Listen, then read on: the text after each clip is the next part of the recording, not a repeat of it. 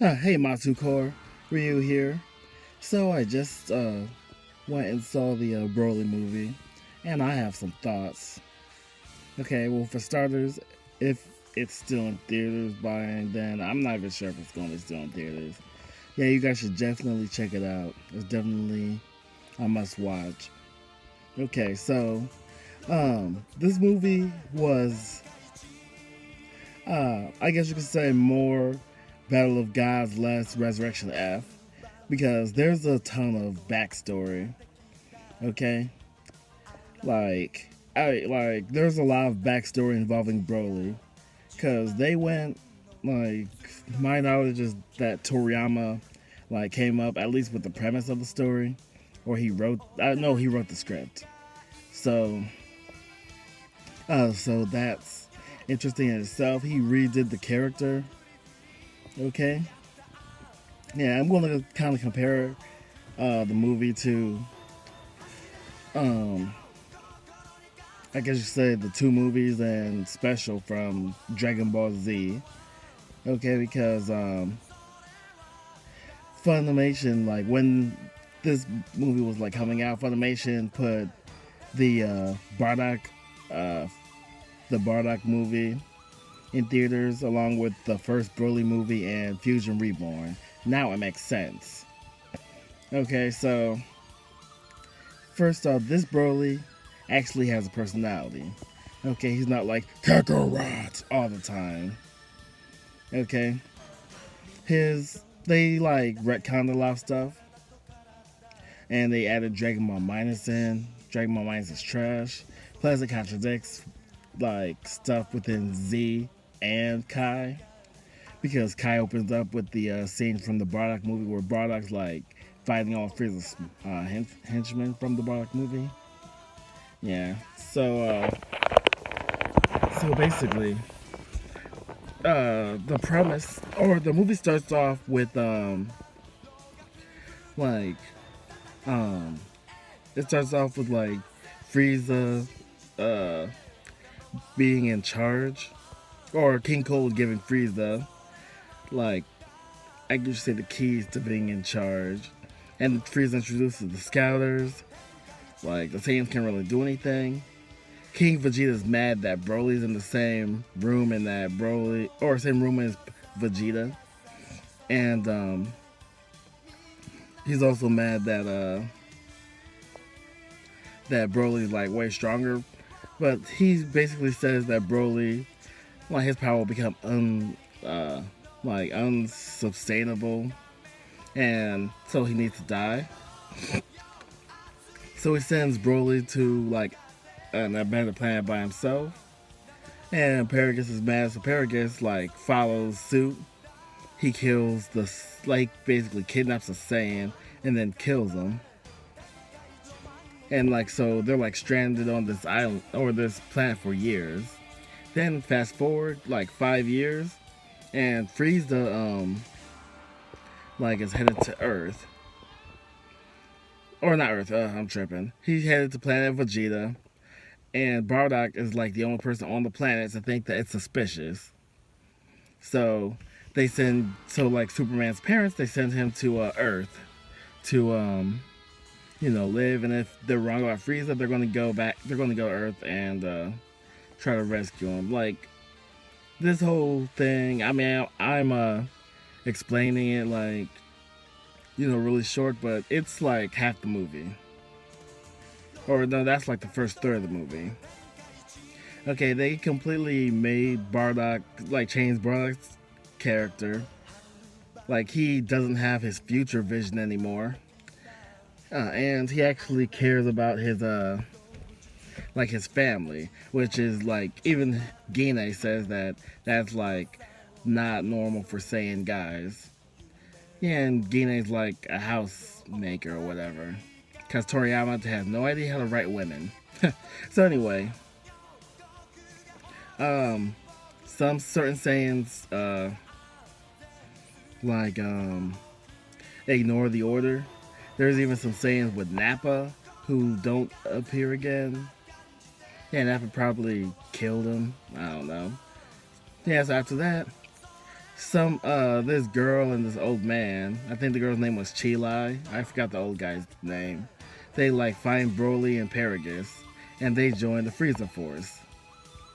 Yeah, and like Paragus is talking to Frieza. He like explains to Frieza about like Broly's shot collar. Yeah, and that's like seriously the most jacked up scene in the movie in my opinion. When he like pulls out the remote to show, he just is showing Frieza the remote, and Broly is just freaking out. I'm just like, oh, this is jacked up.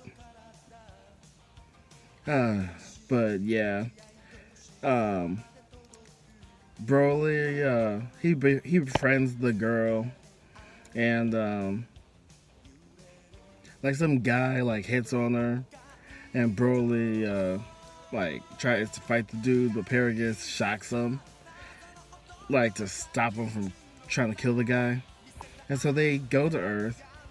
Oh yeah, and it turns out both Frieza and Bulma want the Dragon Balls for petty wishes, which is like a Dragon Ball staple. Probably Frieza's wish to become immortal was probably the most like serious wish in the series. Yeah, I mean you got stuff like it's kind of like Commander Red's wish of wanting to be taller. Like Frieza wants to be taller by a couple centimeters to make it look like he's still growing, while Bulma wants to age by 5 years or de-age by 5 years, so that she can so that people will ask her if she's like, you know, what are you doing with your skin or whatever. Anyway though, yeah, the movie takes place after Turn of Power. Like Broly and all them come to Earth, and Paragus sticks Broly on Vegeta. Vegeta goes Super Saiyan God for the first time. Goku steps in. And the movie's basically a fight for for the rest of it. And it's kind of weird because like Broly has an insanely high power level, but like no one on Earth except for Piccolo is sensing this entire fight. Even though Goten and Trunks are like in the movie for like a little bit. But yeah, no one's sensing this fight. And yeah, I feel like the only reason they had Piccolo there was to show Goku and Vegeta, or help Goku and Vegeta with the Patara fusion. So like, oh, not Patara fusion. I'm tripping. But yeah, the fusion dance. And yeah, so Goku and Vegeta decide to team up. Can't beat Broly, so they teleport to well, there's actually a really funny scene in the middle of this, because like they're like Broly's at his limit, and the girl before they get to Earth, she like steals Paragus's remote, so Paragus can't shock Broly anymore. So they feel that Broly's at his limit. And so Frieza kills Paragus, and then like in this really funny scene, he's like, Frieza, or he's like, Broly, your dad's been hit by a random blast. Like playing victim. It was just so funny. And then so that makes Broly go Super Saiyan. And then then they tag team him, but they can't beat him. So they like run away. They get in front of Frieza, and Broly starts attacking Frieza. Yeah, which was funny. And so they teleport to where Piccolo is, practice the fusion dance, turn into Gogeta, and like basically repeating jokes from Dragon Ball Z. Yeah, not really a fan of that.